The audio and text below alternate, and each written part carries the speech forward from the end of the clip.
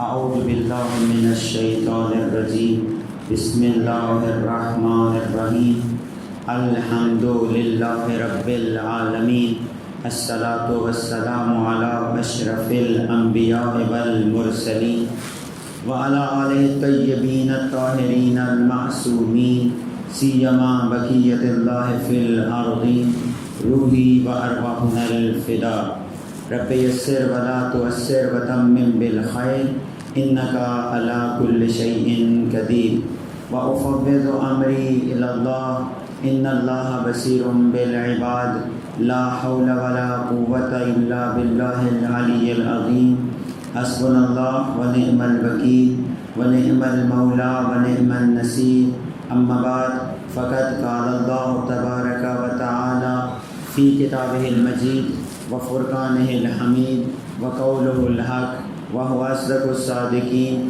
اعوذ باللہ من الشیطان الرجیم بسم اللہ الرحمن الرحیم یا ایہا الذین آمنوا اتقوا اللہ وکونوا مع الصادقین۔ صلوات پڑھ لیجیے محمد و آل محمد۔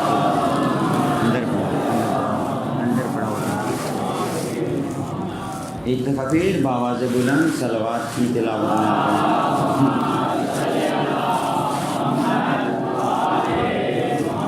سامعین محترم، موالیان حیدر کرار، عزاداران مظلوم کربلا، آپ کی سماعتوں کی نظر جس آیہ کریمہ کی تلاوت کا شرف حاصل کیا ہے، خداوند متعال اس آیہ میں یہ ارشاد فرما رہا ہے کہ اے ایمان والو، تقوی الہی اختیار کرو اور سچوں کے ساتھ ہو جاؤ۔ بس خدا کی عبادت تقوی کے زمرے میں آتی ہے، سچوں کا ساتھ تقوی کے زمرے میں آتا ہے۔ ہر وہ شخص کے جو چاہتا ہے کہ اس دنیا میں بھی کامیاب ہو اور آخرت میں بھی کامیاب ہو تو اس کے لیے ضروری ہے کہ سچوں کے ساتھ ہو جائے۔ جو شخص بھی سچوں کے ساتھ ہوگا وہ کامیاب ہے، لیکن اگر کوئی شخص سچوں کے ساتھ نہ ہو تو اس کی دنیا بھی برباد ہے، اس کی آخرت بھی برباد ہے، اس کا دین بھی برباد ہے اور اس کا سب کچھ برباد ہے، اس کا ایمان بھی برباد ہے۔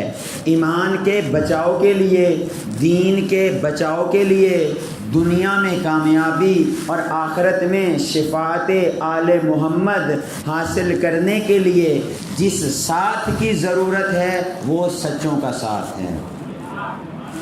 رسول پاک میں پہلے بھی عرض کر چکا ہوں کہ دیکھیں رسول پاک کی توجہ میری طرف کیجیے گا انشاءاللہ۔ صلوات پڑھیں محمد و آل محمد کی ذات۔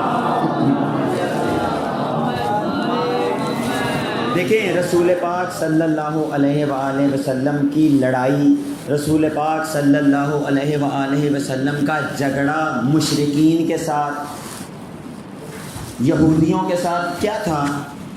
رسول پاک ان کو یہ کہتے تھے کہ اس چیز کو قبول کرو۔ کس چیز کو؟ لا الہ الا اللہ۔ رسول پاک میں پھر دوہرا دوں، رسول پاک کا جھگڑا مشرکین کے ساتھ، ملحدین کے ساتھ، ان لوگوں کے ساتھ کہ جو یہودی تھے، جو خدا کے رسول کو نہیں مانتے تھے، ان کے ساتھ فقط اور فقط اتنا تھا کہ رسول پاک نے ان کو یہ کہا کہ لا الہ الا اللہ، اس کو تسلیم کر لو۔ لیکن وہ جو مشرکین تھے وہ یہ کہتے تھے کہ اے رسول ہم اللہ کو مان لیتے ہیں۔ وہ جو پہلے 70 80 100 سے زائد بتوں کو مانتے تھے انہوں نے کہا چلو ایک اور صحیح، لیکن رسول نے کہا نہیں، لا الہ الا اللہ، فقط اسی کو مانو۔ پہلے 100 سے زیادہ بتوں کو تم پوجتے ہو ان کا انکار کرو، ان کے اوپر لعنت ڈالو، ان سے چھٹکارا حاصل کرو، اس کے بعد خدا کو مانو۔ ہم بھی یہی کہتے ہیں کہ جو شخص یہ کہتا ہے کہ ہم بھی علی کو مانتے ہیں تو ہم بھی ان کو یہی کہیں گے کہ پہلے علی کے دشمنوں پہ لعنت کرو، پہلے فاطمہ زہرا کے دشمنوں پہ لعنت کرو، پھر بولو علی ولی اللہ، پھر آ کے بولو کہ علی ہمارا ولی ہے، پھر آ کے بولو کہ حسین ہمارا امام ہے۔ چونکہ حسین، علی، فاطمہ، حسن اور ایک ایک فرد اہل بیت کا یہ وہ ہستیاں ہیں کہ جن کی پیروی کی ہدایت، جن کی پیروی خود رسول پاک نے اپنے فرمان کے مطابق واجب قرار دی ہے امت مسلمہ کے اوپر۔ دیکھیں، اہل بیت کی پیروی واجب ہے، واجب امت مسلمہ کے اوپر اہل بیت کو ماننا، اہل بیت کی ماننا واجب ہے۔ اب جو شخص اہل بیت کی نہیں مانتا وہ رسول کے اس فرمان کا انکار کر رہا ہے کہ جس فرمان میں رسول نے فرمایا حسین منی و انا من الحسین ان الحسین مصباح الہدی و سفینۃ النجات الحسن والحسین سیدہ الشباب اہل الجنہ علی مال قرآن والقرآن مال علی الحق مال علی والعلی مال حق۔ ان تمام فرامین کا انکار کر رہا ہے وہ شخص کہ جو اہل بیت کو نہیں مانتا۔ بس اہل بیت کی پیروی ضروری ہے، اہل بیت کا ذکر ضروری ہے، کیوں نہ ہو۔ اہل بیت کا ذکر ہماری نجات کی کنجی ہے، اہل بیت کا ذکر ہماری ہدایت کا رستہ ہے، اہل بیت کے غم میں آنسو بہانا سنت رسول بھی ہے اور نجات کی کنجی بھی ہے۔ اہل بیت کے غم میں غم منانا یہ قیامت والے دن اس کا آپ کو علم ہوگا کہ کتنی باعظمت ہے یہ عزاداری سید الشہداء۔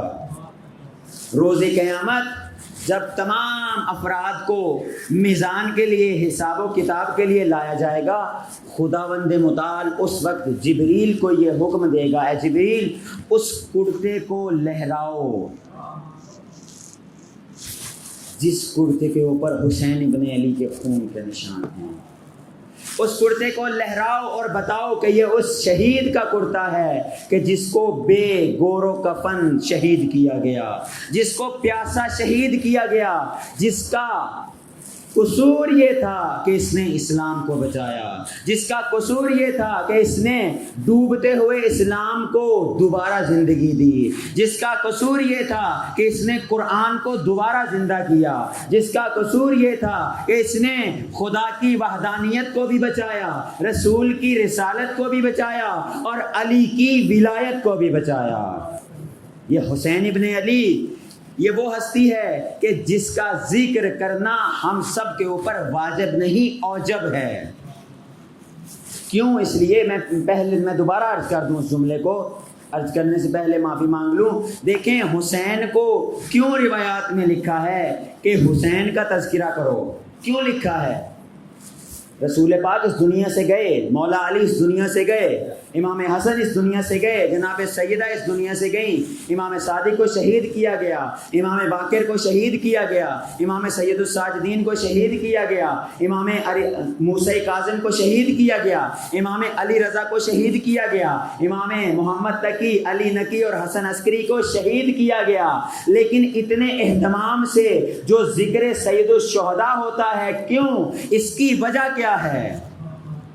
کیوں؟ اس لیے کہ آئمہ نے اس ذکر کو کرنے کی تاکید کی ہے کہ یہ ذکر، کیوں یہ ذکر کیا جائے؟ اس لیے کہ اس ذکر سے ہی امتوں کو نجات کا رستہ ملتا ہے، اس ذکر سے ہی اسلام کو حیات ملتی ہے اور اس ذکر سے ہی انسان کے اندر انسانیت آتی ہے۔ یہ ذکر ہی ہے جو انسان کو باضمیر کرتا ہے، یہ ذکر ہی ہے جو انسان کی خود سازی کرتا ہے، یہ ذکر ہی ہے کہ انسان اس قابل ہوتا ہے کہ اس نسل کی تربیت کرے کہ جس نسل نے اپنے وقت کے امام کی نصرت کرنی ہے۔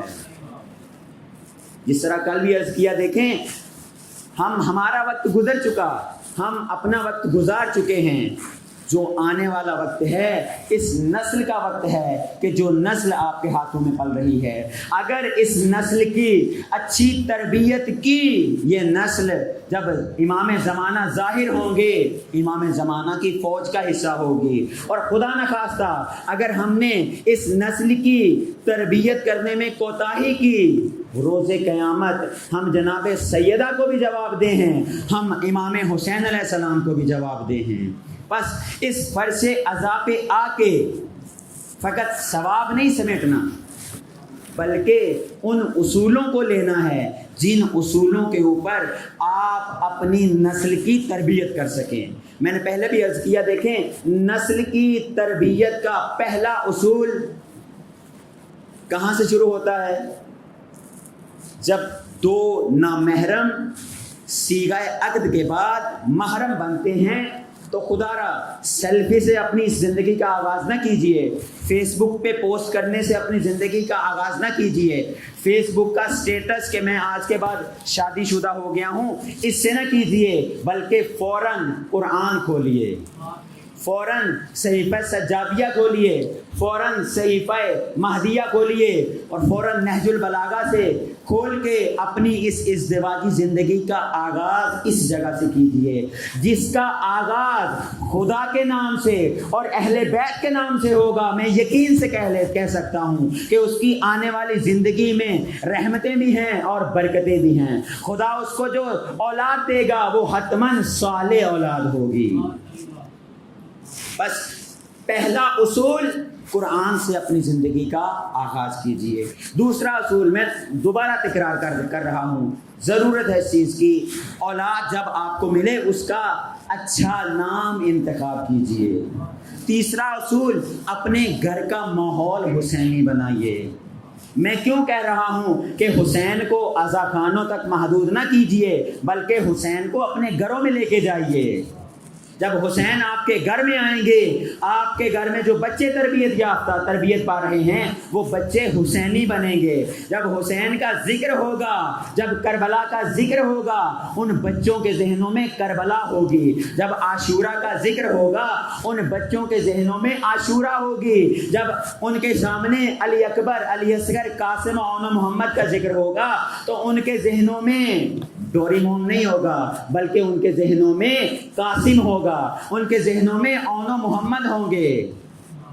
اور اگلا اصول، انتہائی توجہ کا طالب ہوں، میں زیادہ زحمت نہیں دوں گا، آواز بھی میری ساتھ نہیں دے رہی۔ دیکھیں اگلا اصول، پہلا آخری اصول یہ تھا کہ اچھا نام اور گھر کا ماحول حسینی بنائیے، گھر کا ماحول علوی بنائیے۔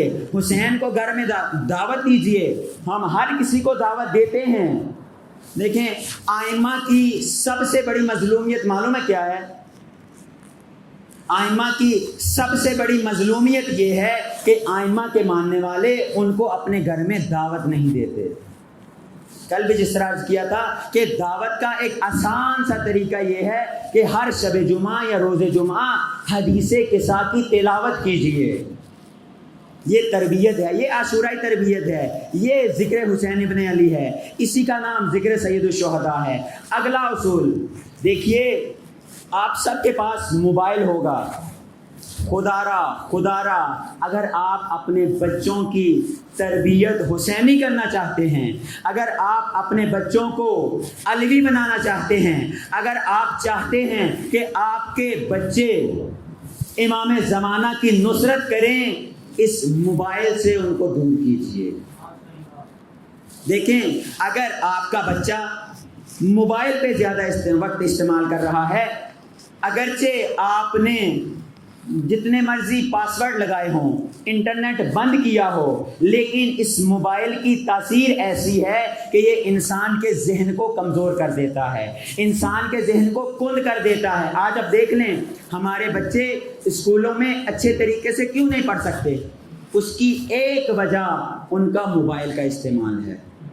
شروع سے اس چیز کو آپ کنٹرول کریں گے، آپ کے بچے اسکولوں میں جا کر بھی اچھے طریقے سے تعلیم حاصل کریں گے۔ بس اس موبائل کا استعمال، اس موبائل کو کنٹرول کریں، خود بھی کنٹرول کریں اور اپنے بچوں کے اوپر خاص توجہ دیں۔ دیکھیں اگر ہم بچوں کو آزاد چھوڑ دیں گے تو پھر وہ بھی آزاد ہو جائیں گے، اور جو بچہ 7 سال یا 8 سال یا 9 سال کی 9 سال آخری ایج ہے بچے کو کنٹرول کرنے کی، بچے کو کو بند کر دیں۔ صلوات پڑھیں اوپر والا چل رہا ہے۔ بس بچے کو کنٹرول کرنے کی، جس طرح میں نے عرض کیا، آخری عمر 9 سال ہے۔ 9 سال تک اگر آپ نے اس کو کنٹرول کر لیا وہ کنٹرول ہو جائے گا۔ 9 سال کے بعد اگر اس کی عادتیں ایسی بن گئی کہ وہ موبائل کا عادی ہے، آپ اس کی چاہ کر بھی یہ عادت ختم نہیں کر سکتے۔ اگر وہ انٹرنیٹ استعمال کرنے کا عادی ہے آپ چاہ کر بھی اس کی یہ عادت ختم نہیں کر سکتے۔ اور اگلی بات دیکھیے، ٹیلی ویژن سب کے ہاں ہے، اور ایک آفت اور بھی آپ کے گھر میں یقیناً ہوگی، کیبل۔ دیکھیں، ہم دعویٰ تو کرتے ہیں کہ ہم نے اپنے بچوں کی ایسی تربیت کرنی ہے کہ وہ آگے چل کر آنے والے وقت میں امام کے ظہور کے لیے زمینہ ساز ہوں اور ان کی نصرت کر سکیں۔ خدا را ان تمام آفتوں کو اپنے گھروں سے دور کیجیے۔ اگر آپ چاہتے ہیں کہ آپ کے گھر میں آل محمد آئیں تو آپ کے گھر میں کیبل جیسی لعنت نہیں ہونی چاہیے۔ انتہائی معذرت خواہ ہوں، یہ باتیں سخت ہوں گی یقیناً آپ کے اوپر، لیکن محرم میں چونکہ خیمہ حسینی وہ درسگاہ ہے جہاں سے حسینی پیدا ہوتے ہیں۔ درسگاہ کس چیز کا نام ہے؟ درسگاہ کہتے ہی اسے ہیں کہ جس جگہ سے ہمیں درس ملے، اس درس کو ہم اپنی عملی زندگی میں لاگو کر سکیں۔ بس ان چیزوں کو دور کیجئے، اور بالخصوص بچوں کو ٹی وی سے دور کیجئے۔ دیکھیں، بچے کند ذہن کیوں ہوتے ہیں؟ یہ علماء جانتے ہیں، جو سوشیالوجی کے علماء ہیں۔ ہر بندہ جس کا اسکرین ٹائم چاہے وہ موبائل کی شکل میں ہو یا ٹی وی کی شکل میں ہو، جتنا زیادہ ہوگا اتنا وہ کند ذہن ہوگا۔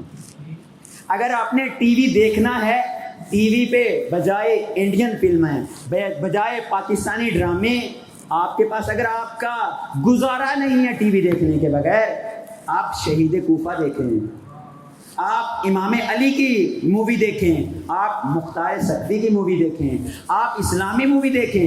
بہت ساری اسلامی موویز ہیں، تاریخ بھی ہے اس میں، تربیت بھی ہے۔ دیکھیں، میں جتنا مرضی مختار کے بارے میں، جناب مختار کے بارے میں آپ کو بتاؤں، جتنا مرضی بتاؤں، لیکن اگر آپ ایک دفعہ مختار نامہ دیکھ لیں گے، وہ جو میرا بتایا ہوا ہے اس سے زیادہ تاثیر گزار ہے وہ جو آپ دیکھ رہے ہیں۔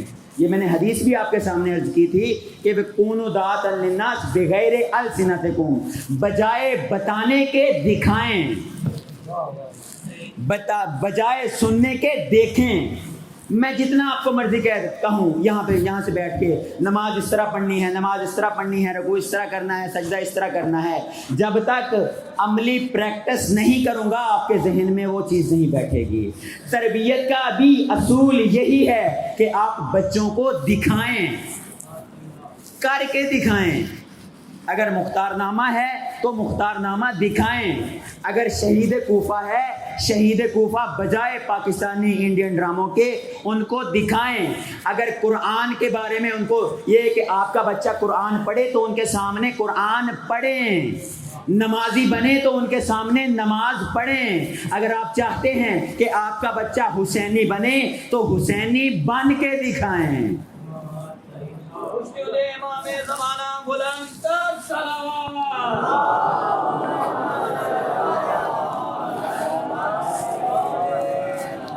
میری باتیں سخت تو نہیں لگ رہی ہیں آپ کو؟ صلوات پڑھیں محمد و آل محمد۔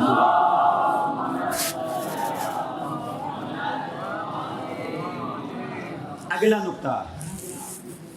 نقطہ تربیت کس طرح سے کرنی ہے ہم نے۔ اگلا نقطہ یہ ہے کہ اگر آپ چاہتے ہیں کہ آپ کا بچہ حسینی بنے، آپ کا بچہ وقت کے امام کا ناصر بنے، تو اس کو حلال غذا کھلائیں۔ دیکھیں، یہ روایت کے جملات ہیں۔ امام حسین علیہ السلام جب تمام شہید ہو گئے، تمام اصحاب، تمام اعوان و انصار شہید ہو گئے، امام نے خطبہ دیا، آوازیں لگانا شروع کر دی فوج شیعہ نے۔ تو وہاں پر رک کے امام نے کہا، مجھے پتا ہے تم میری بات کیوں نہیں سنتے، اس لیے کہ تمہارے شکموں میں حرام کا لقمہ ہے۔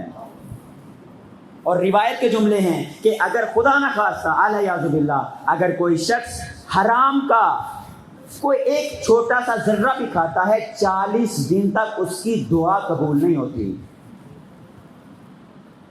40 دن تک اس کی دعا قبول نہیں ہوتی۔ بس بہت مہم نقطہ ہے تربیت کے عنوان سے۔ بعض علماء یہ کہتے ہیں، حتیٰ ہم نے ایسے علماء بھی دیکھے ہیں کہ وہ جب روٹی لینے کے لیے جاتے تھے ان علماء کے حالات زندگی میں ہے۔ ایران میں چونکہ گھر میں ایرانی روٹی نہیں پکاتے، باہر سے لیتے ہیں، وہ جو روٹی لیتے تھے، وہ جو روٹی بناتا تھا، پہلے اس کو یہ کہتے تھے کہ پہلے وضو کرو، وضو کرنے کے بعد روٹی کو پکاؤ۔ بعض ایسے علماء بھی ہیں۔ لیکن ہم نے کیا کرنا ہے؟ ہم نے حلال رزق کھلانا ہے بچوں کو۔ حلال رزق کی تاثیر ہی اتنی ہے کہ انسان سوچ بھی نہیں سکتا۔ اور جو حلال رزق کسب کرتا ہے خدا کا دوست ہے۔ الکاسب حبیب اللہ، جو حلال روزی کماتا ہے خدا کا دوست ہے۔ خدا نے فقط ایک ہستی کو اپنا دوست قرار دیا ہے۔ انبیاء اتنے آئے، اولیاء اتنے آئے، اوصیاء اتنے آئے، ائمہ معصوم، فقط رسول خدا کے بارے میں ہے کہ وہ حبیب خدا ہیں۔ اور وہی حبیب خدا کہہ رہا ہے کہ الکاسب حبیب اللہ، جو رزق حلال کماتا ہے وہ بھی میری طرح خدا کا دوست ہے۔ بس اگلا جو نقطہ ہے وہ یہ کہ ہم نے حلال غذا اپنی اولاد کو تناول کروانی ہے، خود بھی کوشش کرنی ہے کہ حلال غذا کھائیں۔ اب یہاں پہ رک کے ایک نقطے کی طرف اشارہ کرتا چلوں۔ آپ بھی سوچ رہے ہوں گے، میں نے کہہ تو دیا حلال غذا، حلال اور حرام کی تمیز تو معلوم ہو ہمیں۔ پہلا جو مصداق ہے، انتہائی معذرت خواہ ہوں، پہلا مصداق حرام کا رشوت ہے۔ میں مزید کھول دوں تاکہ مزید واضح ہو جائے۔ دیکھیں، بعض اوقات ایسا ہوتا ہے کہ ہمارا کسی ادارے میں کام نہیں نکل رہا ہوتا، ہم کیا کہتے ہیں، ہم سے یہ 500,000 لے لو، ہمارا کام جلدی کروا دو۔ چونکہ وہ بھی اسی تاڑ میں ہوتا ہے کہ مجھے کوئی پیسے دے، وہ لے لیتا ہے۔ آپ کی جتنی بڑی مجبوری ہو، جتنی بڑی مجبوری ہو، یہ کام نہیں کر سکتے۔ الراشی والمرتشی کلاہم النار، رشوت دینے والا اور لینے والا دونوں جہنم میں ہیں۔ اور یہ پہلا مصداق ہے حرام کا۔ آپ نے اس کو دیا، آپ کا کام نکل آیا۔ مثال کے طور پہ آپ نے، میں سادہ سی جو عام طور پر مثال ہوتی ہے، میں نے دیکھی ہے نادرا کے آفس میں، آپ نے آئی ڈی کارڈ بنایا اپنا، توجہ کریں، توجہ کا طالب ہوں، دیکھیں حرام کن کن سوراخوں سے ہماری زندگی میں آتا ہے۔ آپ نے آئی ڈی کارڈ بنایا، آئی ڈی کارڈ بنانے کے بعد آپ کو ایک جاب ملی، انہوں نے کہا آپ کا آئی ڈی کارڈ ایکسپائر ہو گیا ہے، آپ 2 دنوں میں کیا کریں یا چند دنوں میں آئی ڈی کارڈ لے آئیں۔ آپ نے اس طریقے سے آئی ڈی کارڈ بنا لیا، وہ آئی ڈی کارڈ آپ نے کہاں جمع کروایا؟ اس جگہ پہ جہاں پہ آپ کو نوکری ملنی ہے۔ دیکھیں، جس کام کی بنیاد میں ہی حرام ہو، پھر بعد میں ہم شکوہ کرتے ہیں کہ خدایا ہمارے گھر میں برکتیں نہیں، ہمارے گھر میں رحمتیں نہیں۔ اس کی وجہ یہ ہے، میں نے اسی لیے عرض کیا کہ تربیت کا پہلا جو اصول ہے سیلفی لینا نہیں بلکہ قرآن کو کھولنا ہے۔ اسی طریقے سے حلال کو گھر میں لانے کا جو پہلا رستہ ہے وہ یہ کہ ہر کام جائز طریقے سے ہو، ناجائز طریقے سے نہ ہو۔ اگر ناجائز طریقے سے آپ نے نماز کی وہ جو سجدہ گاہ ہے وہ لی ہے تو فقہ کے اندر، مکتب تشیع کے اندر آپ نے جو نماز پڑھی ہے ناجائز طریقے سے لے کے، وہ نماز باطل ہے۔ خدا کو خالص چیزیں چاہیے۔ خدا بھی یہ کہتا ہے کہ اگر کسی نے 99% عبادت میرے لیے کی ہے اور 1% عبادت ریاکاری کے لیے کی ہے، میں خدا یہ 99% عبادت اس کے منہ پہ ماروں گا۔ اسی طریقے سے خالص چیز، ہر وہ کام، حلال کو کمانے کا طریقہ یہ ہے کہ ہر وہ کام جس سے آپ کے رزق کا تعلق ہے جائز طریقے سے ہو، ایک اور شرعی طریقے سے ہو۔ جب یہ 2 کام کریں گے آپ کے گھر میں رزق حلال آئے گا۔ پھر آپ جب دعا کے لیے ہاتھ اٹھائیں گے خدا آپ کی دعا قبول کرے گا۔ صلوات پڑھیں محمد و آل محمد۔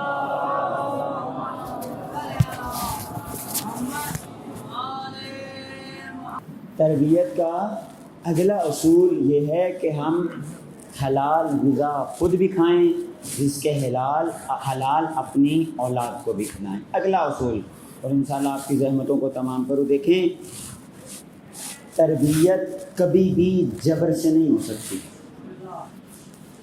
کبھی بھی مار کے آپ بچے کی تربیت نہیں کر سکتے.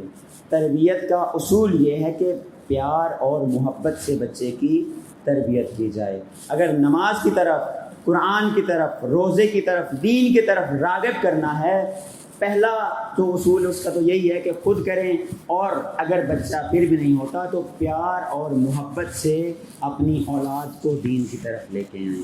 بس جب پیار اور محبت سے آپ اپنی اولاد کو دین کی طرف، حسین کی طرف، عزاداری کی طرف، فرش عزا کی طرف لے کے آئیں گے، وہی بچے حسینی بنیں گے، وہی بچے کربلائی بنیں گے، وہی بچے عاشورائی بنیں گے.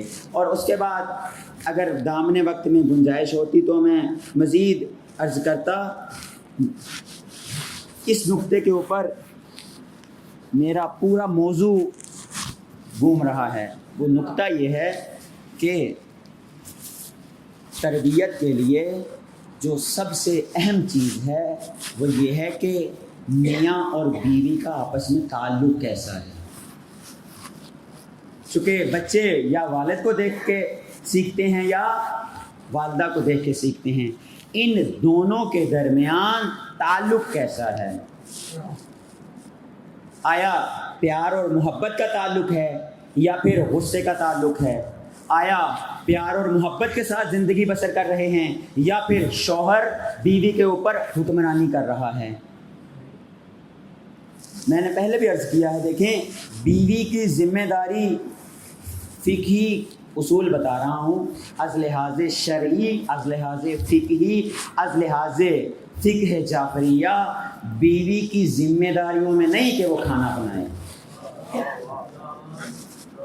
اب جو شادی شدہ ہیں ان سے معذرت خواہ ہوں کہ یہ نہ ہو کہ آپ یہ کہیں کہ مولانا صاحب کیا کہہ رہے ہیں. یہ میں فقہی قاعدہ اور اصول بتا رہا ہوں کہ خاتون کی اور شوہر کی ذمہ داری نہیں، معذرت، خاتون کی اور زوجہ کی ذمہ داری نہیں کہ وہ آپ کے لیے کھانا بنائے. خاتون کی ذمہ داری یہ ہے کہ آپ کی اولاد کی اچھے طریقے سے تربیت کرے. یہ اخلاقی فریضہ ہے زوجہ کا کہ چونکہ رسول خدا نے جب شادی کی اپنی بیٹی کی تو اگلے دن جب رسول خدا جناب سیدہ کے گھر میں گئے تو جناب امیر المومنین سے پوچھا مولا رسول خدا نے کہ اے علی، فاطمہ کو کیسا پایا؟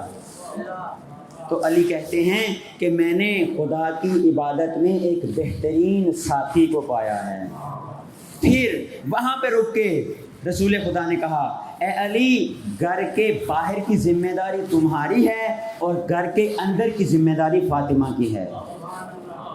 عورت کو عورت کہتے ہی اسی لیے ہیں کہ وہ پردے میں رہے. عورت کو عورت کہتے ہی اسی لیے ہیں کہ وہ پردے میں رہے. یہ مرد کی ذمہ داری ہے کہ وہ رزق حلال کمائے، وہ رزق حلال کما کے گھر میں لے کے آئے، اور یہ خاتون خانہ کی ذمہ داری ہے کہ وہ اس رزق حلال کو اس طریقے سے مینج کرے کہ گھر کا نظام چلے. تعلق زوجہ اور شوہر کا کیسا ہے؟ پیار اور محبت والا ہے یا غصے والا ہے؟ دیکھیں مولا علی، میں نے پہلے بھی عرض کیا ہے، وہ مولا علی کہ جس دن انہوں نے باب خیبر کو اکھاڑا تھا، جب گھر آئے تھے تو گھر میں جھاڑو بھی دیا تھا. وہ علی کہ جس کے لیے تلوار اتری تھی، جب اس دن گھر آئے ہیں تو کھانا صاف کر رہے تھے، دال کو صاف کر رہے تھے. بس جتنا حصہ تربیت میں خاتون کا ہے اتنا حصہ ہی تربیت میں مرد کا بھی ہے. جتنا حصہ گھر کو چلانے میں خاتون کا ہے اتنا حصہ ہی گھر کو چلانے میں مرد کا بھی ہے. سادہ سی مثال دوں، انتہائی معذرت خواہ ہوں، پھر کہہ رہا ہوں معذرت خواہ ہوں. اگر دیکھیں آپ، چونکہ خواتین معمولاً مصروف ہوتی ہیں گھر میں، اور مرد معمولاً گھروں میں آج کل کے دور میں ان کا ایک ہی کام ہے، اگر بجلی ہے تو ان کے ہاتھ میں موبائل ہے اور انٹرنیٹ آن ہے. کوشش کریں اگر آپ اپنے گھر کو حسینی اور علوی بنانا چاہتے ہیں، کوشش کریں اگر گھر میں آئیں اور دیکھیں خاتون خانہ کچن میں کھانا بنا رہی ہے اور ایسے کام کہ جو گھر میں معمولاً خاتون خانہ انجام دیتی ہے، اور آپ گھر میں فارغ بیٹھے ہوئے ہیں، آپ کے پاس 10 یا 15 منٹ ہیں، آپ اپنی خوشی سے اس گھر کے کام کو انجام دیں.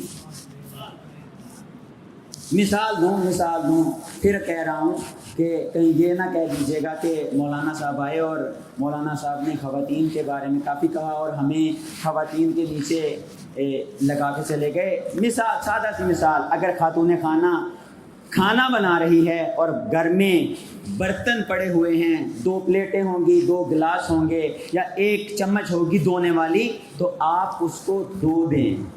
اس سے آپ کی توہین نہیں ہوگی بلکہ آپ کی عزت خاتون خانہ کے دل میں مزید اضافہ ہو جائے گا اس میں.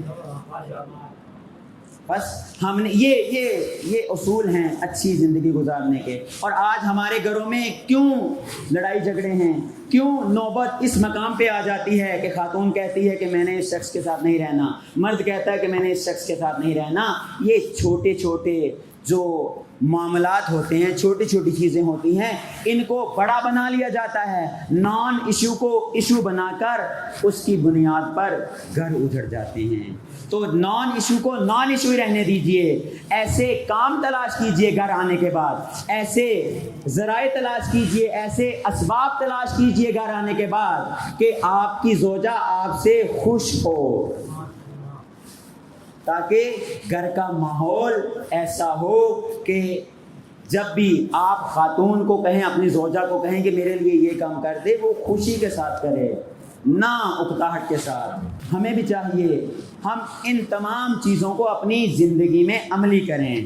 اور سامعین محترم، موالیان حیدر کرار، عزاداران مظلوم کربلا، جب اس طرح کا تعلق ہونا زوجہ اور شوہر کے ساتھ، جب اس طرح کا تعلق ہو تو پھر زوجہ اپنی اولاد کو بھی شوہر کے اوپر قربان کر دیتی. پھر وہ ماں دریغ نہیں کرتی کہ میرا بیٹا جا رہا ہے، اس کے بعد واپس نہیں آئے گا. آج جس شہید کا تذکرہ کرنا ہے وہ بھی ایک زوجہ اور ایک شوہر کا بیٹا ہے کہ جس کی ساری زندگی سفر میں گزری ہے، کہ تاریخ نے جس کی عمر 6 ماہ لکھی ہے، 5 ماہ چند دن، کہ جس کی ساری زندگی سفر میں گزری. وہ بیٹا حسین کا کہ جب کربلا میں آئے، روز عاشور تمام اصحاب شہید ہو گئے، تمام انصار شہید ہو گئے. صدا استغاثہ بلند کی، حل من ناصر ینصرنا، کون ہے جو میری نصرت کرے. تو خیام سے ایک بچے کے رونے کی آواز آئی.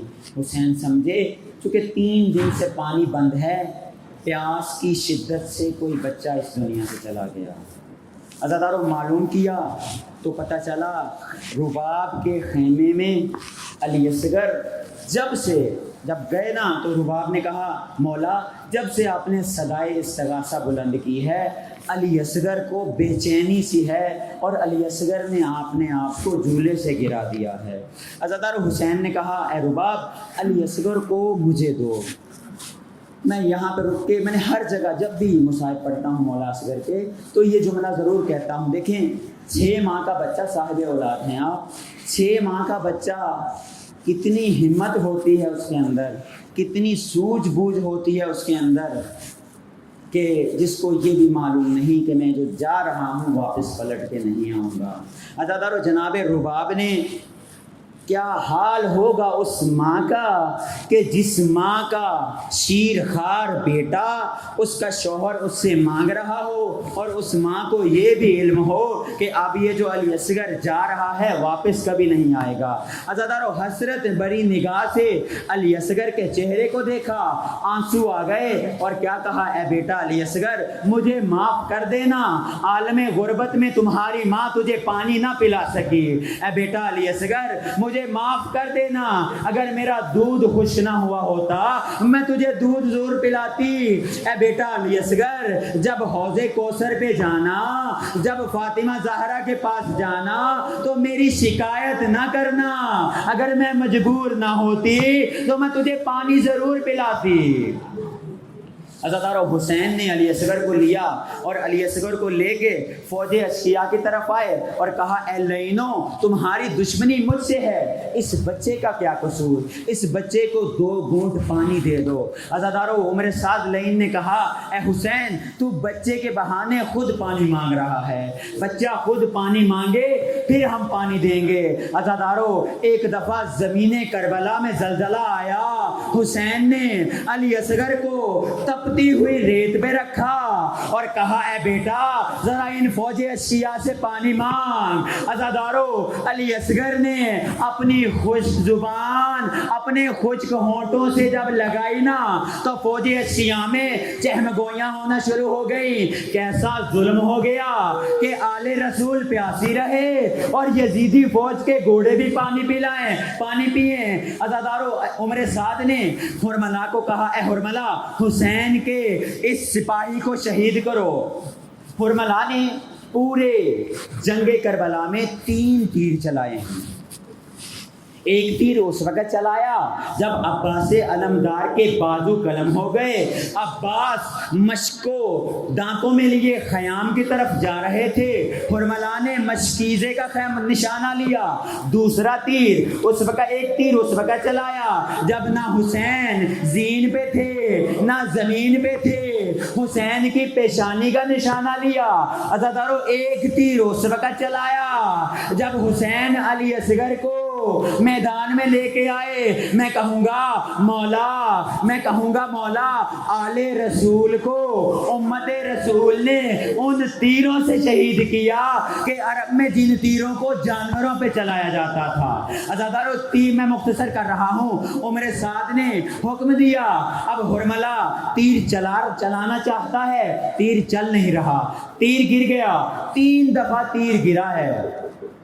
جب عمر سعد نے پوچھا اے حرملہ تو عرب کا سب سے بڑا تیر انداز ہے، آج تجھے کیا ہو گیا، کیوں تیر نہیں چل رہا؟ تو معلوم ہے حرملہ نے کیا کہا؟ حرملہ نے کہا اے عمر سعد جب میں نشانہ لینے کا ارادہ کرتا ہوں حسین کی پشت سے ایک خیمے کا پردہ اٹھتا ہے، ایک بی بی رو کے کہتی ہے اے حرملہ اپنا تیر دیکھ اور میرا صغیر دیکھ۔ عزادارو تیر چلا اور حسین کے ہاتھوں میں بھی لگا اور علی اصغر کے گلے پہ لگا۔ اب علی اصغر کے گلے سے خون نکلا، حسین نے اس خون کو چلو میں لیا، ایک دفعہ چاہا آسمان کی طرف بلند کر دیں، ہاتف غیبی سے صدا آئی اے حسین یہ خون اگر آسمان کی طرف آیا تو قیامت تک کے لیے پانی نہیں برسائے گا آسمان۔ پھر سوچا زمین پہ گرا دوں، زمین پہ سے آواز آئی اے حسین قیامت تک کے لیے سبزہ نہیں اگے گا۔ عزادارو وہ خون حسین نے اپنی ریش پہ ملا۔ اب چاہا کہ حسین علی اصغر کے لاشے کو خیموں میں لے جائیں۔ عزادارو 7 مرتبہ ارادہ بدلا حسین نے اور سوچا اگر رباب دیکھے گی تو زندہ نہیں رہ سکے گی۔ پھر حسین نے کیا کیا؟ عزادارو عرب کے اندر آج بھی یہ قانون ہے کہ کوئی باپ اپنے بیٹے کے لاشے کو کندھا نہیں دیتا، کوئی باپ اپنے بیٹے کے لاشے کو دفن بھی نہیں کرتا، کوئی باپ اپنے بیٹے کے لاشے کی قبر بھی نہیں بناتا۔ میں قربان جاؤں حسین پہ کہ جب علی اصغر اس دنیا سے گئے علی اصغر کا لاشا حسین کے ہاتھ میں تھا، اب علی اصغر کے لاشے کو دفنانا چاہا، عزادارو حسین نے قبر کھو دی اور سب سے مشکل ترین مرحلہ روزے عاشور حسین کے اوپر معلوم ہے جانتے ہو کون سا تھا؟ حسین نے جب علی اصغر کو آدھا دفن کیا اور جب چہرے پہ خاک ڈالنے لگے رو کے کہتے ہیں اللہم تقبل منا ھذا قربان، اے خدا حسین کی اس قربانی کو قبول کرنا۔ عزادارو کربلا کا واحد شہید ہے علی اصغر کہ جس کو لعینوں نے 3 دفعہ شہید کیا ہے۔ پہلی دفعہ علی اصغر اس وقت شہید ہوئے جب حرملہ نے وہ تیر مارا، دوسری دفعہ اس وقت شہید کیا گیا جب عمر سعد نے یہ کہا کہ جس نے جس کو مارا ہے اس کا سر لے آئے اس کو انعام دوں گا۔ عزادارو تمام شہداء کے لاشیں مل گئے لیکن نہیں ملا تو حسین کا یہ علی اصغر نہیں ملا۔ ایک دفعہ حکم ہوا، عمر سعد نے کہا زمین کربلا کو زخمی کیا جائے، ایک لشکر آیا اس کے ہاتھ میں نیزے اور انہوں نے کیا کیا، زمین کربلا کے اندر ان نیزوں کو مارنا شروع کیا۔ تو ایک دفعہ ایک لعین نے جب نیزہ مارا تو نیزے کے ساتھ علی اصغر کا وہ پھول سا جسم بھی اوپر آیا۔ دوسری دفعہ علی اصغر اس وقت شہید ہوئے، تیسری دفعہ اس وقت شہید ہوئے کہ جب علی اصغر کا گلا کاٹا گیا۔ عزادارو آخری جملہ عبادت ہو جائے گی۔ شام غریباں آئی نا، خیام کو لوٹ لیا گیا۔ جب پانی آیا گیا نا اسرا کے سامنے، جب پانی آیا نا جناب سکینہ کے سامنے اور جناب زینب نے کہا اے بیٹا پانی پی لو، عزادارو سکینہ نے وہ پانی کا کوزہ لیا اور علی اصغر جس جگہ پر حسین نے علی اصغر کو دفن کیا تھا اس جگہ پر گئی اور کہا اے بھیا علی اصغر اٹھو پانی آ گیا، اے بھیا علی اصغر اٹھو اپنی پیاس بجھاؤ پانی آ گیا۔ اللہ لعنت اللہ علیہ